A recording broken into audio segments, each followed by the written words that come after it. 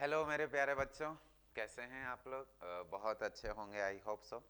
तो JEE mains 2023 के लिए मैं कुछ आपके लिए अपडेट लेके आया हूं कि जेई मेंस 2023 का जैसा आपको जानकारी होगा कि एनटीए ने एडमिट कार्ड पूरा तो रिलीज नहीं किया गया है अभी तक, बट उन्होंने अपना आप किस सिटी में एग्जाम देने वाले हैं और कौन सी डेट को एग्जाम देने वाले हैं वो आपको बता दिया गया है। 26 और 27 को कोई एग्जाम नहीं होने वाला है, बाकी 24 से स्टार्ट करके एक्सेप्ट 26 और 27 फर्स्ट फेब तक एग्जाम होंगे।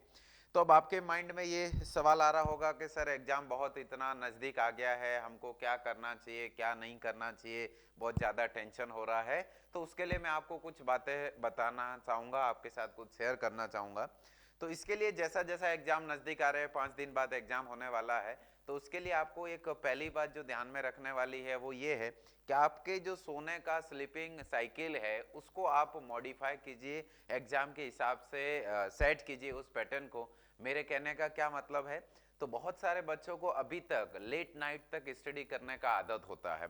वो बच्चे रात को 2 बजे तक, रात को 3 बजे तक, 4 बजे तक जग रहे हैं और दिन भर सो रहे हैं। आधे दिन में 12 बजे उठ रहे हैं, दिन में 10 बजे उठ रहे हैं। वैसे भी ठंड का मौसम है तो सुबह जल्दी उठने का मन नहीं करता है, या उठ भी जाते हैं तो वापस रजाई ओढ़ के सो जाते हैं। तो आपसे मैं बात ये एक गुजारिश करना चाहूंगा, बात बताना चाहूंगा कि प्लीज यदि ये आपकी आदत है तो आज से ही, अभी से ही उसको चेंज कर लीजिए। आप अपनी आदत को, अपने सोने की आदत को, रात में कि सर हमको नींद जल्दी नहीं आता, कोई बात नहीं, आप 10 बजे सोने की कोशिश करिए, 11 बजे तक नींद आ जाएगा, नहीं तो 12 इज द मैक्सिमम। रात को 12 बजे के बाद आपको लेट नाइट स्टडी नहीं करना है। रात को 12 बजे सोइए, सुबह 6 से 7 बजे तक आराम से आप 7 बजे तक उठ जाइए। क्यों? क्योंकि हमारे बॉडी के अंदर एक बायोलॉजिकल क्लॉक चलती है, और जब एग्जाम अपना होने वाला है तो एग्जाम का पैटर्न या आपका एग्जाम का जो शिफ्ट होगा वो 9 से 12 होगा, या 2:30 से 5:30 के बीच में 3-3 घंटे की 2 शिफ्ट में से कोई भी आपके हिस्से में, आपके किस्मत में जो शिफ्ट होगा वो आएगा। तो इन दोनों में से कोई भी एक शिफ्ट आ सकता है। तो इस ड्यूरेशन में सुबह 9 से 12 तक आपको बॉडी को फिजिकली भी एक्टिव रखना है और मेंटली भी एक्टिव रखना है। और मेंटली तभी एक्टिव रह पाएगा जब आप अभी से इस ड्यूरेशन में नहीं सोएंगे, चाहे कितना ही नींद आ जाए। आप वॉक कर लीजिए, आप धूप में बैठ जाइए, आप थोड़ा सा पढ़ लीजिए, कुछ म्यूजिक सुन लीजिए, बट इस टाइम पे आपको एक्टिव रखना है, माइंड को सोने की आदत नहीं डालनी है। तो रात को थोड़ा जल्दी सोइए, सुबह जल्दी उठिए और सुबह जल्दी से फ्रेश माइंड से स्टडी करने की कोशिश कीजिए, सेल्फ स्टडी कीजिए। और दोपहर में भी 2 बजे, 2:30 बजे से लेके 5:30 बजे के बीच में कभी भी नहीं सोइएगा। खाना खा के होता है आदत के दोपहर में खूब सारा खाना खा लिए और उसके बाद 2 घंटे रेस्ट कर रहे हैं, नहीं करना है इस ड्यूरेशन में। अभी से, आज से ही इस आदत को कोशिश कीजिएगा बनाने की। फिर से वापस कोई बात नहीं, एग्जाम के बाद में आप फिर अपने पुराने साइकिल में थोड़े समय के लिए जा सकते हैं, बट अभी के लिए मत जाइएगा, ये मेरी आपसे एक रिक्वेस्ट है। तो पहला पॉइंट तो ये कि अपने सोने के साइकिल को मेंटेन करना है एग्जाम के हिसाब से। दूसरा मोस्ट इंपॉर्टेंट बात है कि एग्जाम अभी बहुत नजदीक आ गया है, तो एवरीडे पुराने किसी भी साल के प्रीवियस ईयर का पेपर आप उठा लीजिए, जेई मेंस का 2022 का, 21 का, 20 का, 19 का, कोई भी जेई मेंस का एक पेपर उठाइए और एवरीडे उस पेपर को, एटलीस्ट एक पेपर एवरीडे आप कीजिए सॉल्व। सुबह 9 से लेके 12 तक सॉल्व कीजिए, या फिर 2:30 बजे से लेके 5:30 बजे के बीच में सॉल्व कीजिए उस पेपर को। जितना आपसे बनता है मैक्सिमम, जितना आपका कोशिश हो सकता है, एवरीडे एक पेपर बनाइए। बेस्ट तो यही है कि इन दोनों शिफ्ट में आप दोनों एक एक पेपर एवरीडे सॉल्व करें, फुल सिलेबस। आप चाहे ड्रॉपर बैच के बच्चे हो, चाहे 12th में जो एग्जाम देने वाले हैं वो वाले हो, आपका सिलेबस कितना हुआ है नहीं हुआ है मैटर नहीं करेगा, बट आपको फुल पेपर एग्जाम में देना है। और जेई मेंस का भी आपके लिए फुल सिलेबस आने वाला है, तो फुल पेपर एटलीस्ट एवरीडे एक पेपर कीजिए 9 से 12 तक, एग्जैक्टली वैसा का वैसा बैठ करके जैसा एग्जाम में बैठ के कर रहे हैं। कोई कैलकुलेटर यूज नहीं करना है, कोई इधर उधर चीटिंग नहीं करना है, कोई इधर उधर फॉर्मूला नहीं देखना, आप एकदम एग्जाम में जैसा फोकस होके करते हैं एग्जैक्टली वैसा का वैसा आपको करना है, यही आदत बना लीजिए। आफ्टर दैट फिर आप उसका सॉल्यूशन देखिए, उसका आंसर की देखिए, कितने सवाल सही हुए, कितने गलत हुए, क्या मिस्टेक्स हुई, उनको एनालाइज कीजिए। 1-2 घंटे का वक्त है वो उसमें लीजिए, वो एनालाइज कीजिए, सो दैट आपकी जो गलतियां हैं उनको सुधारा जाए। आपसे क्या मिस्टेक्स हो रही है, आप फॉर्मूला भूल जा रहे हैं, या कैलकुलेशन गलत कर दे रहे हैं, या फंडामेंटली आप गलत इक्वेशंस बना रहे हैं, तो उनको रेक्टिफाई कीजिए। एक वीक का, 5 दिन का, जितना भी आपका जो डेट आया है उसके हिसाब से समय मिल रहा है, उसको एवरीडे ये प्रैक्टिस करना है आपको, एक एक दिन एवरीडे एक पेपर एटलीस्ट आपको करना चाहिए। बेस्ट बात है कि दोनों करें, नहीं तो एक एक एटलीस्ट एवरीडे करें। ये सेकंड पॉइंट था। तीसरे पॉइंट पर आते हैं कि जितना भी आपका सिलेबस हुआ, आप 12th बैच में होंगे, 12th में पढ़ रहे होंगे, तो आपका पूरा सिलेबस हो चुका होगा। बट यदि आप ड्रॉपर बैच है तो इंडिया के किसी भी कोने में आप पढ़ रहे होंगे, आपका सिलेबस नहीं हुआ होगा। तो जितना आपका सिलेबस हुआ है उसको तो कंप्लीटली रिवाइज कीजिए। जो आपको क्लास में बताया गया है, पढ़ाया गया है, जो नोट्स पढ़ाए गए उनको कंप्लीटली रिवाइज कर लीजिए।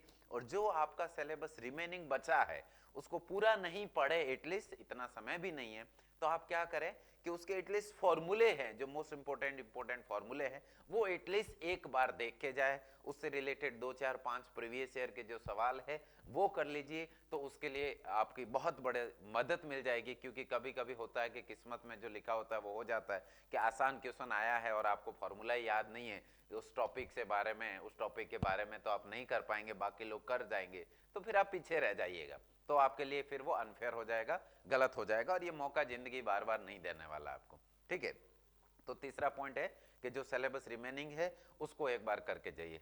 चौथा पॉइंट है कि जब एग्जाम नजदीक आ रहा होता है तो आपको बहुत स्ट्रेस होने लगता है, आपको समझ नहीं आता है। मेरे साथ भी ऐसा होता था कि एग्जाम नजदीक आता है तो लगता है कि मुझे ये भी नहीं आता है, मुझे ये भी नहीं, जितना आपने पढ़ा है वो सब भूल चुके हैं, कुछ नहीं आता, मैं ये भी पढ़ लूँ, मैं ये भी पढ़ लूँ, मुझे ये नहीं आता, मुझे वो नहीं आता। ये होता है एग्जाम से पहले, एग्जाम फोबिया इसको बोला जाता है। तो टेंशन लेने की जरूरत नहीं, आप अपने गुरुजनों पे ट्रस्ट कीजिए, जो आपको पढ़ाया गया है, आप अपने पे भरोसा रखिए, जो आपने पूरे साल मेहनत करी है वही आएगा। तो आपको ये स्ट्रेस लेने की बिल्कुल जरूरत नहीं है। ये एक नॉर्मली स्ट्रेस में होता है कि मुझे नहीं याद है, सब आपको याद आ जाएगा, बस आप अपने पे भरोसा रखिए, एग्जाम में आप जाइए और आराम से वहां पे बिना स्ट्रेस लेके टेंशन फ्री होके एग्जाम दीजिए। कोई दिक्कत नहीं, जितना अच्छा होगा उतना अच्छा दीजिए। गिव योर 100 नहीं 200%। अगर अदरवाइज अच्छा नहीं भी होता है, बैड लक होता है, तो अप्रैल में एक और अटेम्प्ट मिलेगा। बट गिव योर बेस्ट, ताकि बाद में आपको कभी भी पश्चाताप नहीं करना पड़े, रिग्रेट नहीं करना पड़े कि काश मैं ये कर लिया होता तो ऐसे होता, वैसे कर लिया होता।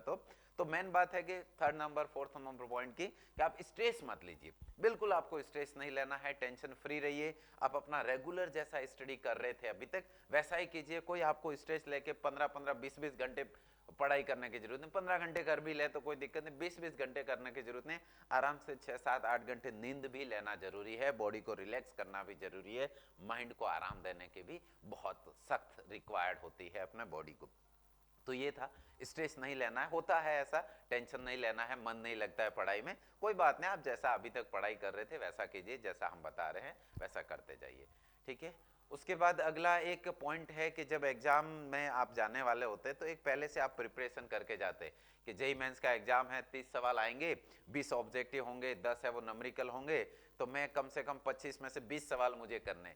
ये टारगेट बनाना अच्छी बात है, बुरी बात नहीं बोलूंगा मैं, बट इस टारगेट को ना आप एग्जाम में जाके सेट कीजिए, एग्जाम में जाकर के सेट कीजिए इस टारगेट को कि आपको क्या करना है क्या नहीं करना है, एक मिनिमम टारगेट लेके जाइए। क्योंकि होता ही है कि जब एग्जाम में हम लोग देखते हैं तो पहले से यदि आप 20 सवाल का टारगेट लेके चल रहे हैं और एग्जाम में जब गए कि मुझे फिजिक्स के 20 करने हैं, 20 मैथ्स के करने हैं, 20 केमिस्ट्री के करने हैं, और वहां गए कि स्टार्टिंग के 2-4 सवाल है वो आपसे नहीं बने, टफ है सवाल नहीं बने, तो आप इतना हड़बड़ा जाएंगे, इतना स्ट्रेस में आ जाएंगे कि पूरा पेपर बर्बाद कर देंगे और पूरा साल का मेहनत है वो आपका बर्बाद हो जाएगा, पैसा बर्बाद हो जाएगा जो आपने लगाया है, इन्वेस्ट किया है। ठीक है, तो ऐसा बिल्कुल नहीं करें।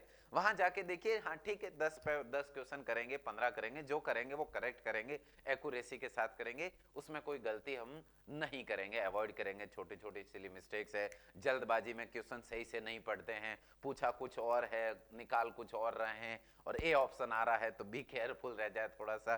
तो ये इस तरीके की छोटी छोटी बातें हैं वो ध्यान में रखे। क्वेश्चन आराम से रिलैक्स होकर, जल्दबाजी नहीं करे, हड़बड़ाहट नहीं करे। पेपर टफ है तो कि टेक इट लाइटली, ज्यादा टेंशन घबराने की बात नहीं है, और आसान भी है तो ओवर कॉन्फिडेंस होने की जरूरत, ओवर कॉन्फिडेंट करना होने की जरूरत नहीं है, नहीं तो फिर गलतियां हो जाती है। ठीक है, तो एग्जाम में जाके डिसाइड कीजिए, पहले से मेंटली डिसाइड करके मत जाइए कि मुझे इतने सवाल करने हैं। ठीक है, मोटा मोटा आइडिया रखिए, बट एग्जाम में किस हिसाब से पेपर आता है उसके हिसाब से डिसाइड कीजिए। पेपर आसान आएगा, आप टेंशन मत लीजिए। और एक और लास्ट वाला point, last but not least, कि एग्जाम में कौन सा सब्जेक्ट आपको पहले करना चाहिए, कौन सा बाद में करना चाहिए, तो मेरे पॉइंट ऑफ व्यू से आपको देखूं और बताऊं तो आपको आई थिंक पहले केमिस्ट्री अटेम्प्ट करना चाहिए, देन फिजिक्स अटेम्प्ट करना चाहिए, लास्ट है वो मैथ्स है। मैथ्स को कभी भी फर्स्ट प्रेफरेंस नहीं दे। किसी का होता है मैथ्स फेवरेट होता है, बहुत आसान लगता है तो वो दे सकते हैं, अदरवाइज मैथ थोड़ा बहुत लेंदी होता है। मोस्ट ऑफ दी जो इतने सालों का एक्सपीरियंस है जेई का, उसके बेसिस पे मैं बता रहा हूँ। मैथ से कोई मेरी दुश्मनी नहीं है, I love maths as well, but ठीक है। तो इसलिए थोड़ा सा पैटर्न एग्जाम का एक बार अभी से, जैसा मैंने बोला था आप पेपर सॉल्व करेंगे एवरीडे, तो एक पैटर्न डिसाइड कर लीजिए कि मैं पहले केमिस्ट्री करूंगा, फिर फिजिक्स करूंगा, फिर मैथ्स करूंगा, या पहले फिजिक्स करूंगा, फिर केमिस्ट्री करूंगा, फिर मैथ्स कीजिए, और उसी पैटर्न के अकॉर्डिंगली अपना माइंड काम करेगा और एग्जाम में जाकर के उसी के हिसाब से अपना काम कीजिए।